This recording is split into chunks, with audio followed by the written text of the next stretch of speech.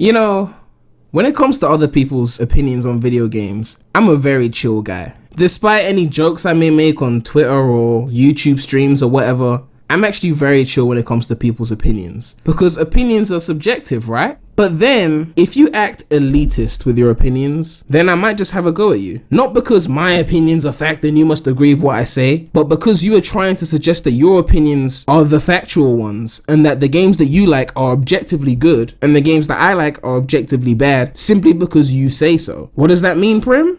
Well, let me explain. If you say to me, Prem, I hate Sonic Heroes because I find it too slippery, I'll say, cool, if it's not for you, it's not for you, and I'll move on. I really don't care. But if I say I love Sonic Heroes, and then you go, but Heroes is objectively bad because it's too slippery, I will then have a go at you, because there's no factual good or bad games. There's only opinion. And yes, there's popular opinion on games and there's an unpopular opinion on games, but there's no fact. And even amongst objective facts, there's subjectivity involved. So today, I'm going to be talking about the subjectivity of objectivity. For example, there are some people who hate the adventure era of games, people that maybe prefer the boost era of games, and some of them will say things like, the adventure era is objectively bad because Sonic is too slow. The official definition of subjective is based on or influenced by personal feelings, tastes, or opinions, whereas the official definition of objective is not influenced by personal feelings or opinions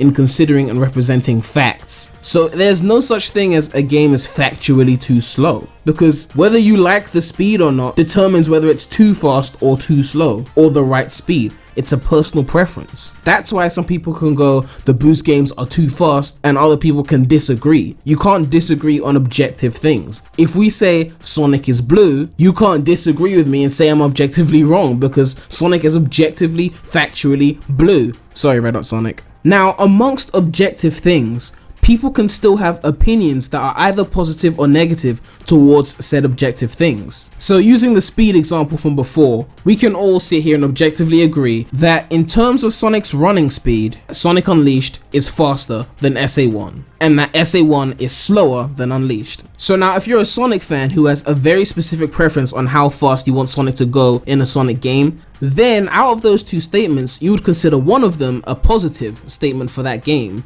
and the other one a negative statement. And as long as you understand that that's your personal opinion, then there's no problem. But then when you say this game is objectively bad because it's too slow, then I have to ask, too slow to who? When did you become the official dictator of when something becomes too anything? When something is too fast or something is too slow? That's clearly an opinion. Saying something is objectively this to try and back up your point is very flawed. Now, amongst objective facts, you also have to take into consideration the severity of how that objective thing affects someone's experience of a game subjectively. What I mean is that two people can both agree on something objectively, but then it has different levels of importance to them subjectively. For example, take the loading screens and the glitches in Sonic 06. Now, it's not hard to see that 06 has some of the longest loading screens and some of the most frequent and easy to access glitches in any Sonic game. We can both sit there and agree that this is objectively true, but whether that ruins your experience of the game, that's a subjective thing. Someone might go,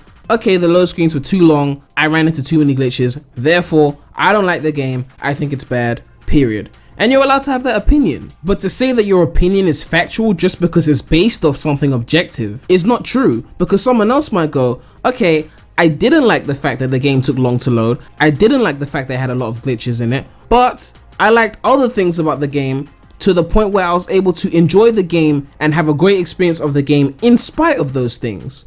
So while we both agree that it has long load times and frequent glitches, I still think the game is pretty great, whereas you consider those things a deal breaker. And that's fine. It's two completely subjective things based off an objective fact. And that's where the severity of the objectiveness comes into play, because to that person who considered it a deal breaker, the objective point that the game takes long to load and has frequent glitches was considered a severe issue, whereas to me or anyone else who likes the game, it might be considered an issue but not severe to the point where it ruined the experience of the game. That's the subjectivity of objectivity. And I'm not just saying this to defend the games that I like, because it goes both ways. For example, I'm not the biggest fan of Sonic Colors. I think it's plastered with 2D sections all over the place, and I'm not a big fan of 2D sections in 3D games. And as a result, I don't think the game is that great. Of course, it's objectively true that Colors has more 2D than Sonic Unleashed, but I wouldn't call it objectively bad, because that's trying to impose my opinions on others. Some people don't care that the game is majority 2D. It doesn't affect them. In fact, they might even prefer that, and that's okay. I'm not going to say you're objectively wrong for liking Colors, and this applies to Sonic Mania and Sonic Forces as well. I mean, with Sonic Mania, it's an objective fact that 60% of the game is old stages reimagined. Maybe the fact that there's old stages ruined the game for you and it's a deal breaker, and that's okay. Maybe you preferred that the game was fully original,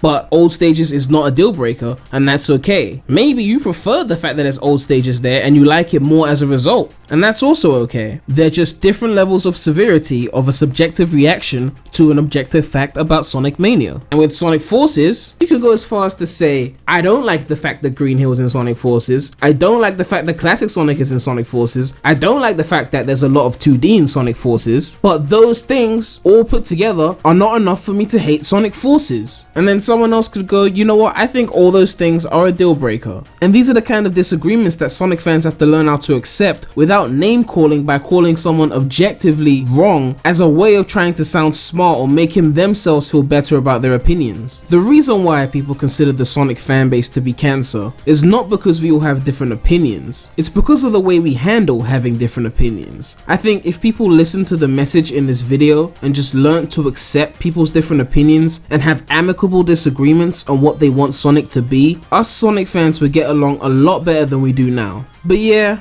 that's all I have to say on this topic. Let me know what you guys think about the subjectivity of objectivity, and let me know if you've got any unpopular opinions that people try and deem as objectively wrong. But yeah man, the Remy out.